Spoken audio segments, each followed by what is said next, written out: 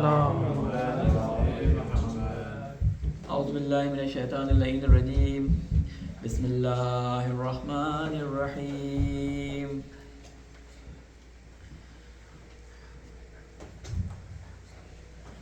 واذکروا نعمت اللہ علیکم ومیثاقہ الذی واثقکم بہ اذ قلتم سمعنا واطعنا واتقوا اللہ ان اللہ علیم بذات الصدور یا ایہا الذین آمنوا کونوا قوامین للہ شہداء بالقسط ولا یجرمنکم شنآن قوم علی الا تعدلوا اعدلوا هو اقرب للتقوى واتقوا اللہ ان اللہ خبیر بما تعملون وعد اللہ الذین آمنوا وعملوا الصالحات لهم مغفرة واجر عظیم والذین کفروا وکذبوا بآیاتنا اولئک اصحاب الجحیم یا ایہا الذین آمنوا اذکروا نعمت اللہ علیکم اذ ہم قوم ان یبسطوا الیکم ایدیہم فکف ایدیہم عنکم واتقوا اللہ وعلی اللہ فلیتوکل المؤمنون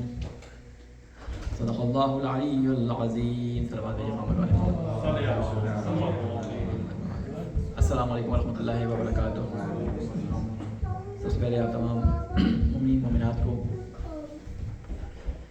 جو ایام آنے والے ہیں خصوصاً امام رضا علیہ السلام کی ولادت بسعادت اس کی مبارکباد پیش کرتا ہوں اور اللہ تعالیٰ سے یہ دعا کرتا ہوں کہ ان بابرکت دلوں میں ائمہ علیہ السلام کے ذریعے اللہ تعالیٰ نے جو برکتیں ہمارے لیے ان کے ذریعے بھجوائی ہیں ان برکتوں کو حاصل کرنے کی ہم سب کو توفیق عطا فرمائے. ہماری گفتگو سورہ مائدہ کے ذیل میں چل رہی تھی اور آیت نمبر 5 تک ہم نے جو ہے وہ آیت نمبر 6 تک ہم نے کمپلیٹ کر لیا تھا.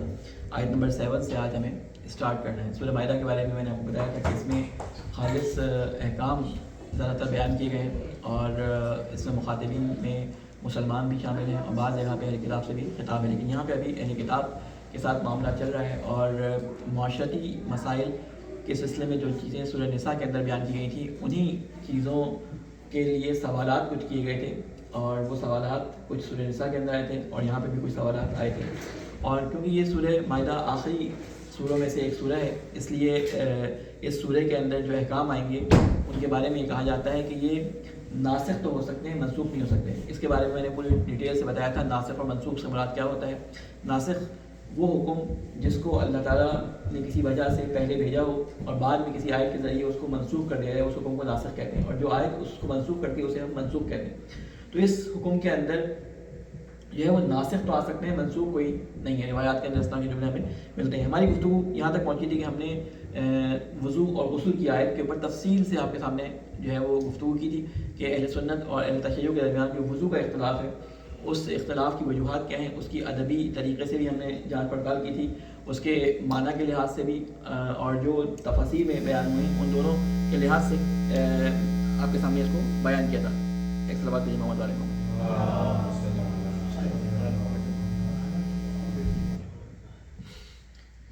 اس آیت میں اللہ تعالیٰ یہ فرما رہا ہے, اس آیت کے بیان کے بعد جہاں پہ اللہ تعالیٰ نے وضو اور غسل کی بات بیان کی تھی اس کے بعد فرما رہا ہے وَاذْكُرُوا نعمت اللہ علیکم, اور یاد کرو اللہ کے اس احسان کو اس نعمت کو, وَمِيثَاقَهُ الَّذِي جو تم پر اللہ تعالیٰ نے کیا ہے, اور وَمِيثَاقَهُ الَّذِي وَاثَقَكُم بِهِ اور اس عہد کو یاد کرو کہ جو اس نے تم سے لیا تھا. اِذْ قُلْتُمْ سَمِعْنَا وَأَطَعْنَا جب تم نے کہا تھا کہ ہم نے سنا اور ہم نے مانا. وَاتَّقُوا اللَّهَ إِنَّ اللَّهَ عَلِيمٌ بِذَاتِ الصُّدُورِ اللہ سے ڈرتے رہو اور بے شک اللہ خوب جانتا ہے دلوں کے رازوں کو. یہاں پر اللہ تعالیٰ یاد دہانی کروا رہا ہے. آپ کو میں نے پہلے بھی اس بات کے بارے میں بیان کیا تھا کہ جب بھی تذکر کا ذکر آتا ہے تذکر اس لیے کیا جاتا ہے کہ وہ چیز جس کے بھولنے کا انسان کو اندیشہ ہو, اللہ تعالیٰ نے کہا ہے کہ اس چیز کو بار بار یاد دہانی کے لیے اللہ تعالیٰ نے مختلف جگہوں پہ مختلف آیات کو تکرار کیا ہے. اور اسی سلسلے میں یہاں پہ اللہ تعالیٰ نے ایک اور یاد دہانی کروائی ہے کہ یاد کرو اللہ تعالیٰ کی اس نعمت کو. کون سی نعمت اللہ تعالیٰ یاد دلا رہا ہے؟ اللہ تعالیٰ دو نعمتیں یہاں پہ جو مظاہر نظر آ رہے ہیں, دو نعمتیں یاد دلا رہا ہے. ایک وہ نعمت جو اللہ تعالیٰ نے اس کو ان کو دی تھی کہ ان کے اوپر انبیاء اور رسولوں کو بھیجا تھا, اور دوسری وہ نعمت جو اللہ تعالیٰ نے ان کو عہد کی صورت میں دی تھی. جس ایک عہد انسانوں نے اللہ تعالیٰ سے باندھا تھا, اس عہد کے تحت اللہ تعالیٰ نے اس کائنات کی جو خلافت تھی وہ انسانوں کے سپورٹ کی تھی. ان عہدوں کا ذکر تھا, یا عہد الست کا ذکر تھا کہ جس میں اللہ تعالیٰ کہ رب ہونے کا سب نے اپنے تئیں اقرار کیا تھا. حضرت آدم کی جب خلقت ہوئی تو اللہ تعالیٰ نے تمام مخلوقات سے یہ جو حضرت آدم کی پشت میں موجود تھے, حضرت آدم کے اولاد میں موجود تھے, ان سب سے یہ پوچھا تھا کہ تمہارا پروردگار کون ہے, کیا تم عہد کرتے ہو, عہد الست بھی اسے کہتے ہیں. تو سب نے کہا تھا کہ تو ہمارا پروردگار ہے. تو اس کو اپنی نعمت سے جو ہے وہ تعبیر کی ہے. اور اس وقت جب یہ عہد لیا گیا تھا, میثاق کہتے ہیں پکا عہد, پکا وعدہ کہ جس کو پورا کرنا ضروری ہو. تو اللہ تعالیٰ کہتے ہیں جب یہ عہد تم سے لیا گیا تھا اور اس وقت تم نے کیا کہا تھا, تم نے یہ کہا تھا کہ ہم نے سنا. اللہ تعالیٰ ہمیں یاد دہانی کرا. بہت ساری باتیں ہوتی ہیں جو ہمیں یاد نہیں ہوتی, ہم اس دنیا میں موجود ہوتے ہیں لیکن ہمیں اس کے بارے میں کوئی بھی ذہن کے اندر کوئی روشنی یا کوئی کرن ہمارے ذہن میں نہیں آتی. اس کی مثال علماء دیتے ہیں کہ جب بچہ ماں کے پیٹ میں ہوتا ہے تو اس کو اپنے اس وقت کے حالات کچھ بھی یاد نہیں ہوتے, اس وقت کے حالات اس کو یاد نہیں ہوتے, لیکن حالانکہ وہ اسی دنیا میں ہوتا ہے لیکن اس کو یہ حالات معلوم نہیں ہوتا کہ اس کے ساتھ کیا گزرا. بالکل انسانوں کے ساتھ بھی اسی طرح ہے کہ انسانوں کے ساتھ ایک ایسا زمانہ گزرا ہے کہ جب اس نے یہ عہد دیا تھا, اللہ تعالیٰ کہتا ہے کہ تم نے یہ جواب دیا تھا. اللہ تعالیٰ یاد دہانی کرا رہا ہے, تذکر دے رہا ہے, کیونکہ تم نے کہا تھا سمینا, ہم نے سنا, و اطانا, اور ہم نے مانا, واتقوا اللہ. اب جو تم نے مانا تھا, تم نے جو وہاں پہ کہا تھا کہ ہم نے یہ عہد مان لیا ہے, تو واتقوا اللہ, اللہ سے ڈرو, اللہ کا تقوی اختیار کرو. یعنی اب ڈرو اور تقوی اختیار کرنے سے مراد کیا ہوتا ہے کہ جو تم نے عہد کیا تھا اس پہ اپنے آپ کو پورا, اپنے عہد کو پورا کرو اور اس پہ جو ہے پورا اترو. اللہ سے ڈرو. ان اللہ علیم بذات الصدور, اللہ تعالیٰ بے شک جاننے والا ہے, یعنی ہر چیز کو جاننے والا ہے. ذات الصدور یعنی جو تمہارے سینوں کے اندر ہے. کس چیز کو جاننے والا ہے؟ جو دنیا میں ہے, جو دنیا کے باہر ہے, جو تمہارے ذہن میں ہے, جو تمہارے نفس کے اندر ہے, جو تمہارے دل میں خیال کی صورت میں ہے, جو تمہارے عمل میں ہے, ہر چیز جو تم سے مربوط ہے دنیا میں کہیں بھی ہے. ذات الصدور یعنی ہر چیز کا جو تم سے صادر ہوتی ہے, جو تمہارے دل میں, سب چیزوں کا اللہ تعالیٰ جاننے والا ہے. یا ایھا الذین آمنوا کونوا قوامین للہ شہداء بالقسط, اے لوگو جو ایمان لائے ہو جاؤ قوامین, قائم, اے ایمان والو تم بنو قائم رہنے والے, یعنی راستے پر, سیدھے راستے پر قائم ہونے والے بنو.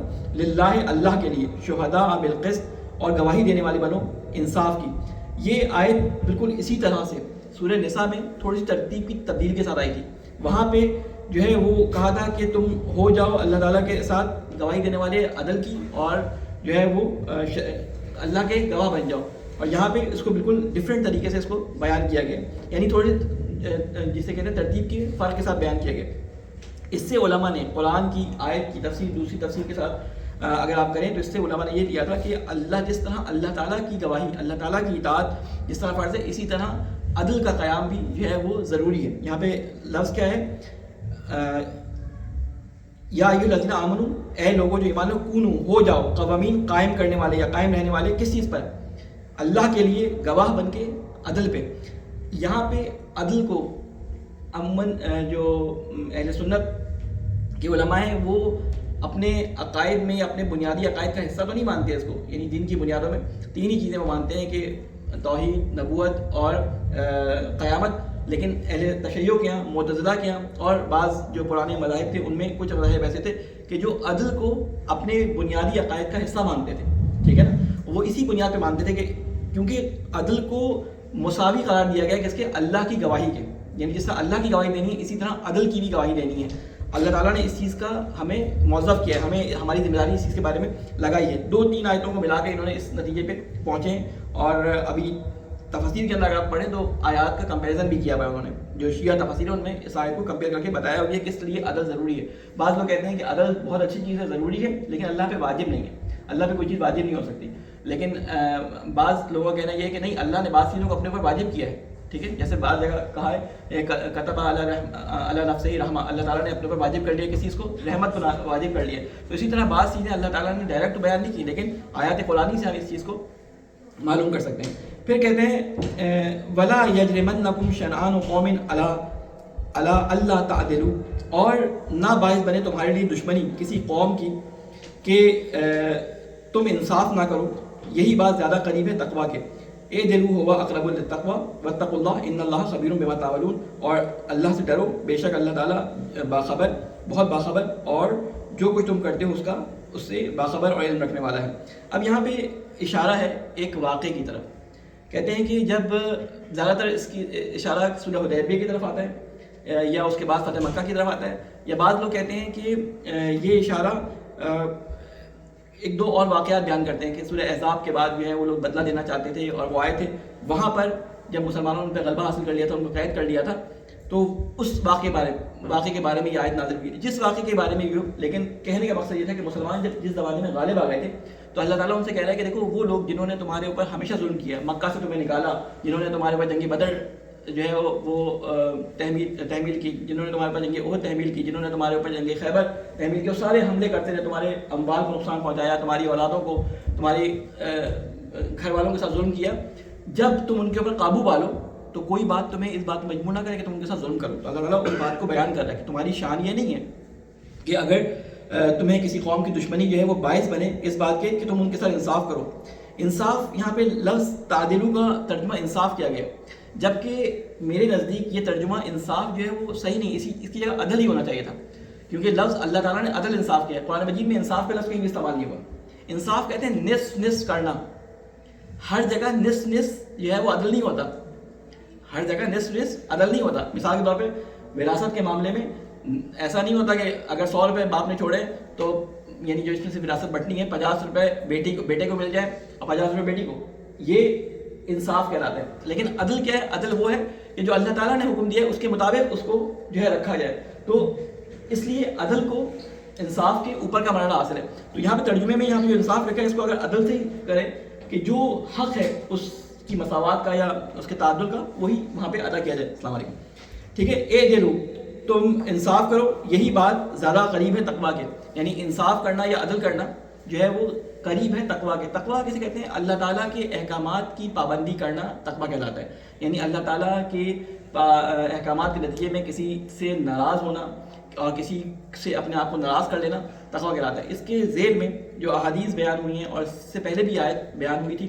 کہ جہاں پہ یہ بتایا تھا کہ عدل کرو۔ عدل اتنی امپورٹنٹ چیز ہے کہ اس میں سورہ نساء کے اندر یہ بات میں نے آپ کے سامنے بیان کی تھی کہ اگر تمہیں اپنے باپ، اپنے بہن، اپنے کسی بھی عزیز کے خلاف کوئی فیصلہ دینا پڑے اور وہ اس کے خلاف کوئی اور دشمن جو تمہارا مخالف ہو وہ حق پر ہو، تو تمہارا عدل کی تقاضا یہ ہے کہ تم اس دشمن کے حق میں فیصلہ دو۔ اور اس طرح کے ہمیں بہت سارے واقعات تاریخ میں ملتے ہیں کہ کس طرح جو عادل لوگ تھے انہوں نے اپنے گھر والوں کے خلاف جو ہے فیصلہ دے کر جو ایک دوسرے کے حق میں جس کا اصلی حق تھا اس کے حق میں جو ہے فیصلہ دیا۔ تو اللہ تعالیٰ یہی کہہ رہا ہے کہ تمہیں مجبور نہ کر دے، یعنی یہ باعث نہ بنے تمہاری دشمنی کہ تم کسی کے پر جو ہے وہ عدل سے کام نہ لو۔ اور اللہ تعالیٰ کا تقویٰ اسی میں ہے کہ تم عدل سے کام لو۔ بار بار عدل کی اس میں جو ہے وہ ذکر کیا گیا ہے۔ اس کے بعد اللہ تعالیٰ کہتا ہے کہ تم جو بھی کرو وہ اللہ تعالیٰ اس سے باخبر ہے، اور جو بھی تم کرتے ہو اللہ تعالیٰ اس کا علم رکھتا ہے۔ وعد اللہ الذین آمنوا، اور اللہ نے وعدہ کیا ہے ان لوگوں سے جو ایمان لے کے آئے ہیں۔ کیا وعدہ کیا ہے؟ وعملوا الصالحات، اور نیک عمل کرتے اور جنہوں نے نیک عمل کیے ہیں، لہم مغفرۃ و اجر کریم، کہ ان کے لیے مغفرت ہے اور اجر کریم ہے۔ مغفرت کسے کہتے ہیں؟ مغفرت غفرہ سے نکلا ہے، اور غفرہ کے معنی میں نے آپ لوگوں کو بیان کیے تھے کہ غفرہ کہتے ہیں کسی چیز کا جبران کرنا۔ جیسے انگلش میں ایک لفظ استعمال ہوتا ہے جسے ہم کہتے ہیں رینوویشن، عربی میں تقریباً اس سے ملتا جلتا لفظ ہے۔ بقرہ کے معنی معاف کرنے،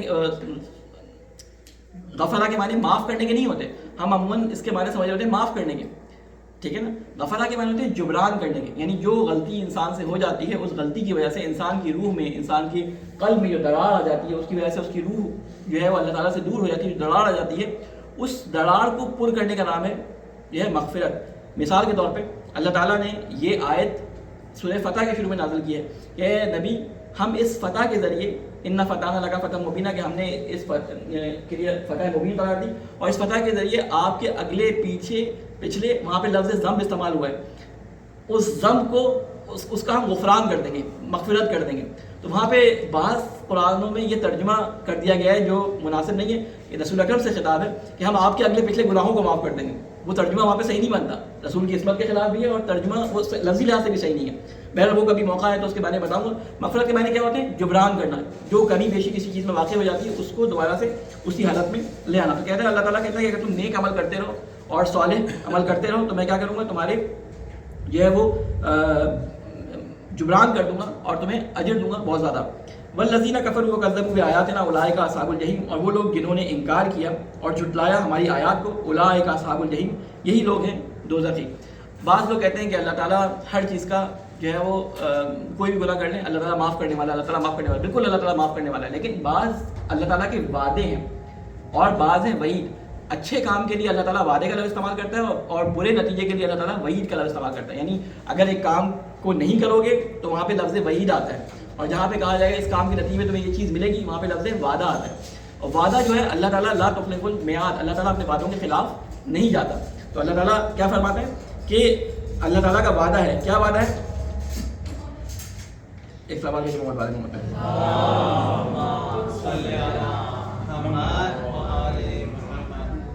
والذین کفروا وکذبوا بآیاتنا اولئک اصحاب الجحیم، کہ اور جنہوں نے کفر کیا اور جھٹلایا ہماری آیات کو یہی لوگ ہیں دوزخی. اب اس کے پیچھے بہت سارے واقعات ہیں کہ کس طرح لوگوں نے قرآن کو جھٹلایا تھا. اس قرآن کو جھٹلانے کے نتیجے میں ان کے اوپر جو عذاب آئے تھے. اور مثال یہاں پہ دی تھی پیچھے جو آیات گزری ہیں یا ابھی آگے آیت آئے گی کہ انہوں نے مثال دی تھی بنی اسرائیل کی، کس طرح سے ان سے عہد لیا گیا تھا. عہد کیا لیا گیا تھا کہ کوہ طور کو ان کے اوپر جو ہے وہ الٹا کر دیا گیا تھا، یا کوہ طور کو ان کے سروں پہ مسلط کر دیا گیا تھا، اور پھر ان سے کہا تھا کہ مانو اس کتاب کو مضبوطی سے پکڑ لو. پھر انہوں نے اس عہد کو لیا اور جب تک وہ اس عہد پہ قائم رہے اللہ تعالیٰ ان پہ اپنی نعمتیں کرتا رہا، نعمتیں نازل کرتا رہا. آسمان سے ان کے اوپر من و سلوہ نازل ہوا، جہاں جہاں وہ ریگستان میں چلتے تھے ان کے اوپر جو ہے بادلوں کا سایہ رہتا تھا. تو اب یہ مسلمانوں کو تمام واقعات یاد دلائے جا رہے ہیں کہ یہ عہد میرا اس وقت تک باقی ہے، یہ میرا وعدہ اس وقت تک تم پہ باقی ہے کہ جب تک تم میرے مطابق چلتے رہو گے. یعنی میں نے کسی سے کوئی ایسا پرماننٹ وعدہ نہیں کیا کہ ایک دفعہ وعدہ کرنے کے بعد اگر تم میرے ان عہدوں پہ پورے نہ اترو تو میں اس وعدے پہ قائم رہوں گا. میرے وعدے تمہارے جو ہے وہ اعمال کے ساتھ ہیں.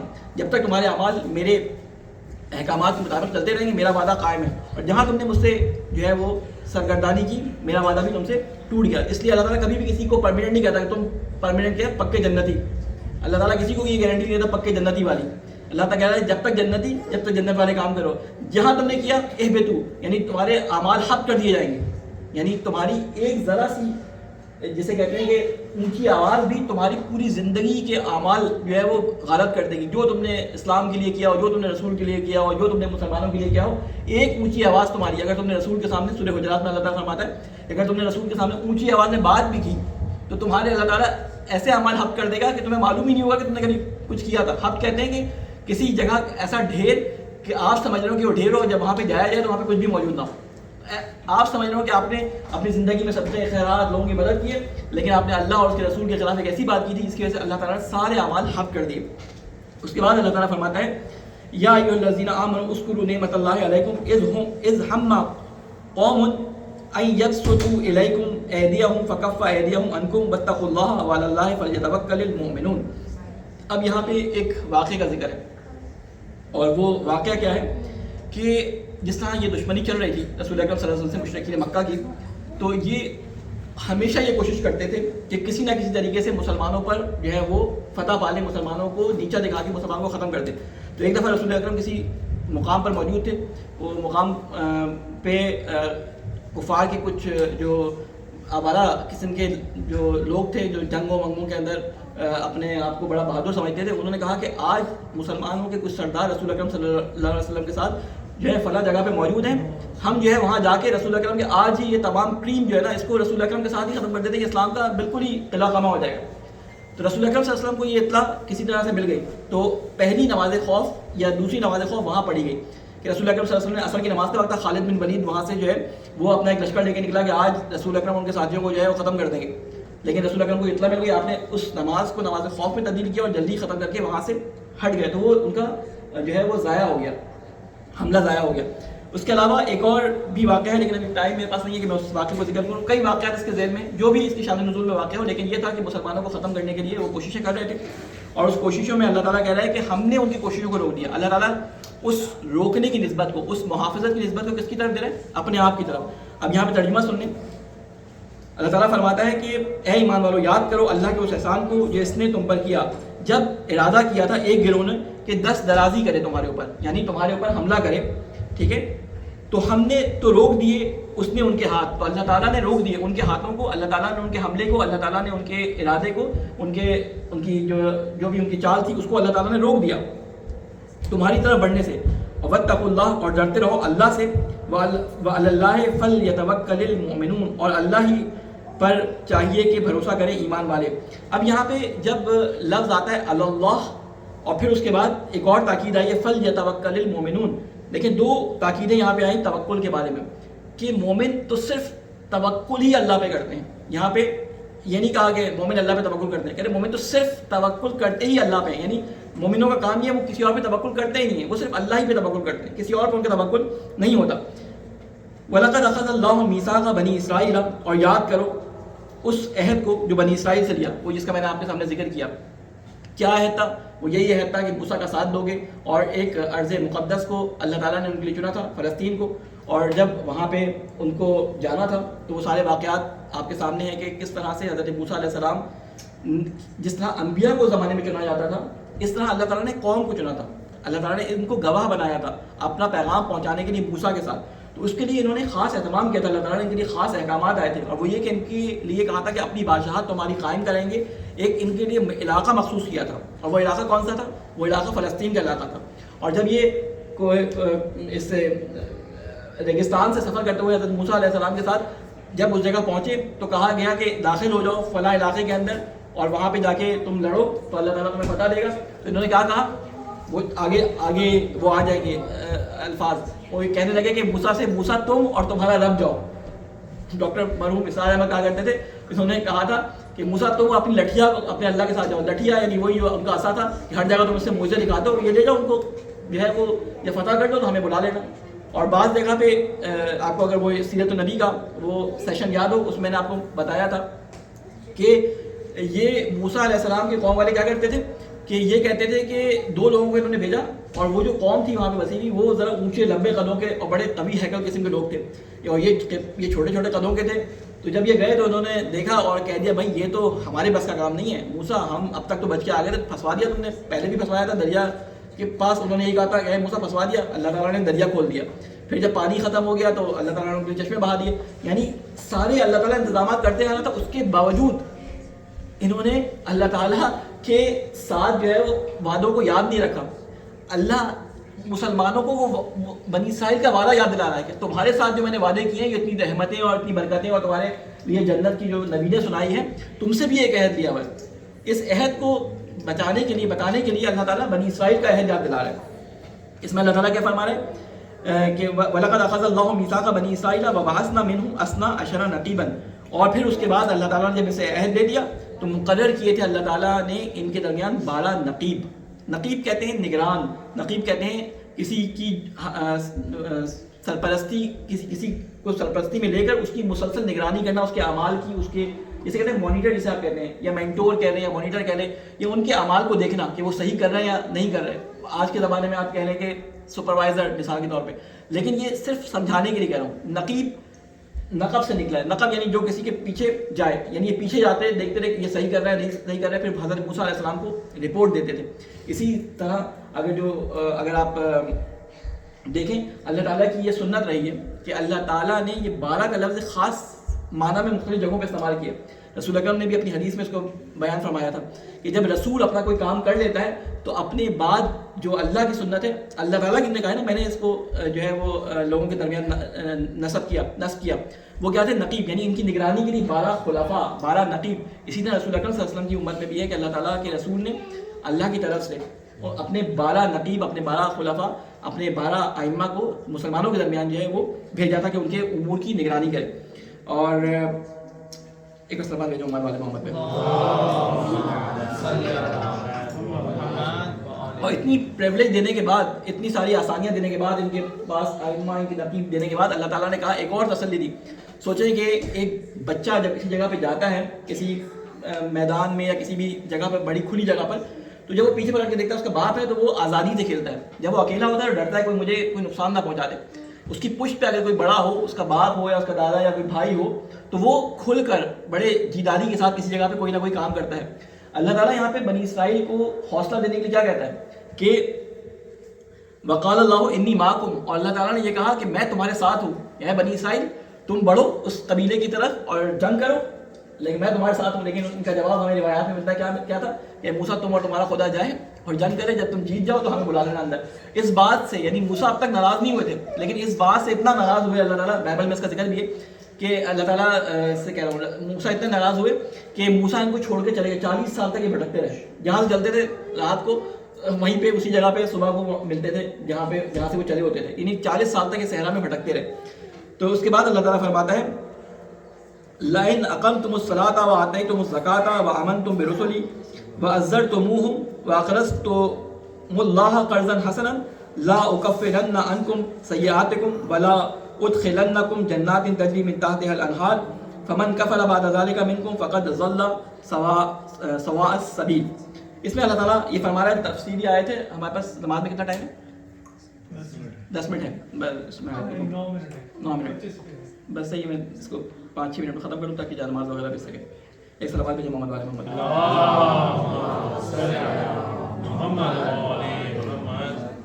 کہہ رہے ہیں ولقد فرما رہے ہیں کہ وَبَعَثْنَا مِنْهُمْ اثْنَا عَشَرَ نَقِيبًا وَقَالَ اللَّهُ إِنِّي مَعَكُمْ لَئِنْ أَقَمْتُمُ الصَّلَاةَ, اگر تم قائم رکھو گے نماز اور دیتے رہو گے زکوٰۃ. اللہ تعالیٰ نے اپنے تمام جسے کہتے ہیں عہد اور اپنے وعدے اور اپنا ساتھ دینے کے بعد جس چیز کی طرف پہلی جو ان سے طلب کی ہے وہ کیا چیز ہے؟ سب سے پہلا کام کیا ہے؟ قائم کر. تمہارا پہلا کام کیا ہے؟ قائم کرو نمازوں کو. ہم آپ کے سامنے اتنے عرصے سے اس چیز کی طرف ہم سب متوجہ ہیں کہ ہم نے نماز پڑھنی تو ہوتی ہے لیکن نماز پڑھنا اور نماز قائم کرنے میں فرق ہوتا ہے. نماز پڑھنا انڈیویجول گھر کے اندر پڑھنا اسے ہم کہہ رہے ہیں نماز پڑھنا. اللہ تعالیٰ نے کہیں بھی حکم نہیں دیا کہ جو ہے نماز پڑھو. اللہ تعالیٰ نے کیا ہے؟ اقیم الصلاۃ, نماز قائم کرو. نماز قائم کرنے کا مطلب یہ ہوتا ہے کہ اپنے معاشرے میں یہ نارم ڈال دو کہ ہر شخص نماز پڑھے اور باجماعت پڑھے. کوشش یہ ہونی چاہیے کہ باجماعت پڑھے. اور پہلے زمانے میں منافق اور مسلمان کی نشانی یہ تھی کہ جو شخص مسجد آتا تھا وہ مسلمان ہوتا تھا. اس لیے منافقین جو تھے اس ڈر سے کہ کہیں ان کو پہچان نہ لیا جائے, اس ڈر کی وجہ سے وہ مسجد جایا کرتے تھے. مسجد لوگوں کا جانا مسلمان ہونے کی نشانی سمجھا جاتا تھا. نماز کو جماعت کے ساتھ پڑھنا مسلمان ہونے کی نشانی سمجھا جاتا تھا. تو اللہ تعالیٰ نے پہلا ان سے عہد کیا لیا تھا کہ قائم کرو نمازوں کو اور کیا کرو؟ دیتے رہو زکوٰۃ.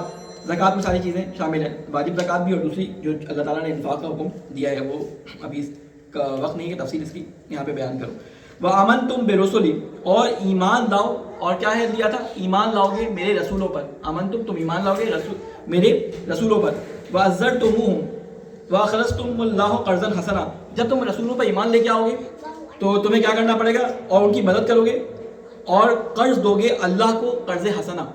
جب اللہ تعالیٰ اپنے رسولوں کی مدد کے لیے کہتا ہے تو رسول کا کام کیا ہوتا ہے؟ رسول کا کام یہ ہوتا ہے کہ معاشرے کے اندر دین کو رائج کرنا. یہ سیدھا سیدھا دین کے ترویج کے لیے اللہ تعالیٰ حکم دے رہا ہے کہ, اور یہ قرض کا حکم آیا بھی وہیں پہ کہ قرض دو اللہ کو. یعنی دین کے بحالی کے لیے, دین کو پھیلانے کے لیے جو پیسہ خرچ کیا جاتا ہے وہ زکوٰۃ کے علاوہ ہے. اقیم الصلاۃ اور زکوٰۃ کا جو ذکر ہے اس کے علاوہ اللہ تعالیٰ نے ذکر کیا کہ قرض دو اللہ کو.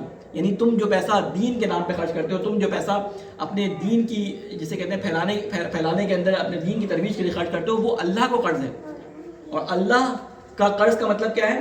قرض حسنہ. حسنہ کہتے ہیں کہ اللہ تعالیٰ کبھی جو ہے وہ تمہارے قرض کو اپنے پاس رکھے گا نہیں, وہ بڑھا کر تمہیں واپس کرے گا. اسی لیے مستحب ہے, آپ کو معلوم ہے کہ مستحب ہے کہ جب کسی سے قرض دیا جائے تو اس پہ پیسے زیادہ مانگنا حرام ہے, سود ہو جاتا ہے.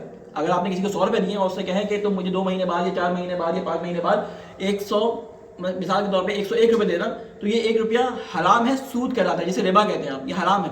لیکن دینے والے کے لیے اللہ تعالیٰ کی طرف سے رسول کی طرف سے کیا حکم آیا ہے کہ جب تم کسی سے قرض دو اور اس کو واپس کرو تو بہتر یہ ہے کہ تم اس کو بڑھا کر واپس کرو. کوشش کرو کہ بڑھا کے واپس کرو, یہ بہتر طریقہ ہے. واجب نہیں کیا گیا لیکن اس کو کہا گیا کہ تم بڑھا کر واپس کرو, یہ ایک حق ہے اس کا جسے تمہیں قرض دیا ہے.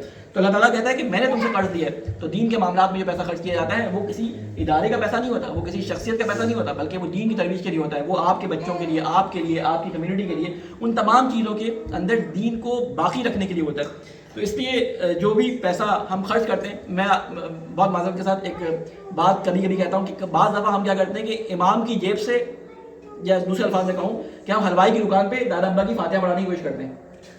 سمجھتے نا, حلوائی کی دکان پہ جاتے ہیں, کہتے ہیں ایک سورہ فاتحہ میرے دادا کے لیے اور اس مٹھائی کے اوپر. یہ ایک مثال ہے, محاورہ. اس کا مطلب کیا ہوتا ہے کہ جیب سے پھوٹی کوڑی خرچ نہیں کی اور پوری جو ہے وہ دکان پہ فاتحہ دلوا دی, اب جو جا کے خریدے گا وہ فاتحہ کی مٹھائی کھائے گا. اس کو دوسرے الفاظ میں کیا کہتے ہیں کہ اس کیسے خلیفہ بخشیدن, یعنی خلیفہ کے مال سے بخشنا. مثال کے طور پہ کوئی بینک کے اندر کیشیئر ہو اور وہ پیسے لوگوں کو بانٹنا شروع کر دے, ٹھیک ہے نا, گورنمنٹ کا مال ہے, دولت کا مال ہے, لیکن کیا دے رہا ہے اپنی بڑھاپے کے لیے دے رہا ہے. یہ جو وزراء ہمارے یہاں ہوتے ہیں, پیسہ ان کے پاس لوگوں کا ہوتا ہے لیکن وہ خرچ اپنے نام سے کر رہے ہوتے ہیں. بہرحال تو اللہ تعالیٰ کہتا ہے کہ اللہ کو قرض دو اور بہترین قرض حسنہ دو تو میں ضرور دور کر دوں گا. اس کے نتیجے میں کام کیا کروں گا, بس یہ بات ختم کر کے میں اپنی گفتگو کو ختم کرتا ہوں کہ اس کام کرنے کی وجہ سے, یعنی یہ تو اللہ کی راہ میں خرچ کرو گے, اس کے نتیجے میں تمہارے ساتھ کروں گا کیا. دیکھیں بہت زبردست اللہ تعالیٰ نے وعدہ دیا ہے. کچھ چیزوں کی اللہ تعالیٰ کہتا ہے توبہ ہے, لیکن کچھ چیزیں کہتے ہیں کہ تم توبہ نہ بھی کرو تو میں ان کو معاف کر دوں گا. ٹھیک ہے, یہاں پہ اللہ تعالیٰ نے اس کو بیان کیا ہے, لا اکفرن عنکم سیئاتکم ولا ادخلنکم جنات تجری من تحتها الانہار, تو ضرور دور کر دوں گا میں تم سے تمہارے گناہ. سیئات کہتے ہیں ایک ہوتے ہیں کبائرہ گناہ, اسم جسے کہتے ہیں, اسم کہتے ہیں اس گناہ کو جس کے اوپر عذاب ہے. ٹھیک ہے, اللہ تعالیٰ نے کہا حرمت علیکم المیتۃ, اور پھر اس کے بعد کہا ہے کہ حرمت علیکم کہ میں نے تمہارے اوپر جو ہے قتل حرام کر دیا ہے, میں نے تمہارے اوپر جو ہے اپنی اولادوں کا قتل, اپنے نفسوں کا قتل, اپنے جو ہے وہ مختلف اس طرح کے احکامات بیان کرنے کے بعد کہتا ہے کہ میں نے تمہارے اوپر جو ہے ایک دوسرے کے اوپر ظلم, میں نے تمہارے اوپر زنا, میں نے تمہارے اوپر جو ہے وہ چوری, میں نے تمہارے فلاں چیز حرام کر دی ہے تمہارے اوپر. تو ایک ہوتے ہیں واجب کبائر, قتل کبیرہ گناہ, زنا کبیرہ گناہ, لیکن کچھ چیزیں ہوتی ہیں جو ان چیزوں کا باعث بنتی ہیں, انہیں ہم کہتے ہیں سیئات, یعنی مقدمہ ہوتی ہے. جیسے نماز وضو کے بغیر نہیں ہوتی, لیکن جب وضو کر لیتے ہیں تو نماز پڑھ سکتے ہیں. تو بعض گناہ ایسے ہوتے ہیں کہ جو اگر کر لیں تو کبائر گناہ کے اندر چلا جاتا ہے انسان. تو اسی لیے روایت کے اندر آیا ہے کہ جو سیئات ہوتے ہیں, جو گناہوں کا مقدمہ ہوتا ہے, ان کی وجہ سے کوئی گناہ واقع ہو سکتا ہے, ان گناہوں کو اللہ تعالیٰ بغیر توبہ کے بخش دیتا ہے. ان گناہوں کی جنہیں ہم کبائر کہتے ہیں ان کی تو مغفرت مانگنی پڑتی ہے, ہر چیز کی توبہ الگ ہوتی ہے.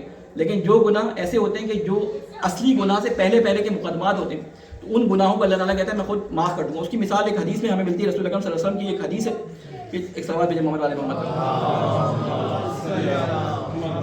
مختلف احادیث میں مولا علی علیہ السلام سے کچھ چیزیں سے مولا علی علیہ السلام سے آئی ہیں, کچھ چیزیں امام صادق علیہ السلام نے بیان کی, کچھ چیزیں روایتیں اہل سنت کے اندر پائی جاتی ہیں. وہ کہتے ہیں اور یہ روایت ہے زنا کے بارے میں. اللہ تعالیٰ فرماتا ہے کہ رسول اکرم فرماتے ہیں کہ آنکھیں زنا کرتی ہیں جب نامحرم کی طرف نگاہ کرتی ہیں, ہاتھ زنا کرتے ہیں. اس طرح تفسیر بیان کرتے کرتے کہتے ہیں کہ اور یہ تمام افعال جو ہیں وہ زنا کے افعال ہیں, اور بعض دفعہ شرمگاہیں ان کی تکذیب کر دیتی ہیں, بعض دفعہ اس کی تصدیق کر دیتی ہیں. یہ جو کہا کہ بہت کنایتاً سارے الفاظ استعمال کیے گئے, یعنی کہ بعض دفعہ یہ سارے اعمال کرنے کے نتیجے میں آپ سے وہ گناہ کبیرہ واقع ہو جاتا ہے, اور بعض دفعہ نہیں ہوتا. اگر واقع ہو جائے تو وہ کبیرہ گناہ میں ایسا آ جاتا ہے, اس کی توبہ الگ طریقے سے. لیکن اگر آپ سے اصلی گناہ واقع نہیں ہوا تو اللہ تعالیٰ کہتا ہے کہ میں ان سیئات کو, تمہارے گناہوں کو اس صورت میں کہ تم اللہ کی راہ میں خرچ کرو, تمہارے گناہوں کو معاف کر دوں گا. اور پھر آگے اور بھی ساری اسی کی ڈیٹیل بیان کر رہا ہے کہ لا اکفرن عنکم سیئاتکم ولا ادخلنکم جنات تجری من تحتها الانہار, اور میں تمہیں داخل کر دوں گا تمہارا جنت کے اندر جس کے نیچے نہریں بہتی ہوں گی. فمن کفر بعد ذالک, اور جس نے انکار کیا, کفر کیا اس کے بعد بھی تم میں سے, فقد ضل سواء السبیل, تو گویا کہ اس نے سیدھے راستے سے انکار کیا, تو وہ بھٹک گیا سیدھے راستے سے. ایک صلوات بھیجیں محمد والے محمد. آیت نمبر 12 تک ہم نے کر لیا ہے. آیت نمبر 7 سے شروع کیا تھا ہم نے, آج 7 سے 12 تک ہم نے پڑھ لیا. انشاءاللہ ہم کوشش کریں گے کہ اگلے جو ہمارا درس ہو اس میں ہم تھوڑا سا اور زیادہ پڑھیں. اس میں صرف احکامات بیان کیے گئے. اس کے علاوہ ایک بات اور بیان کرنا چاہوں گا, کیمرے کو آف کر دیں.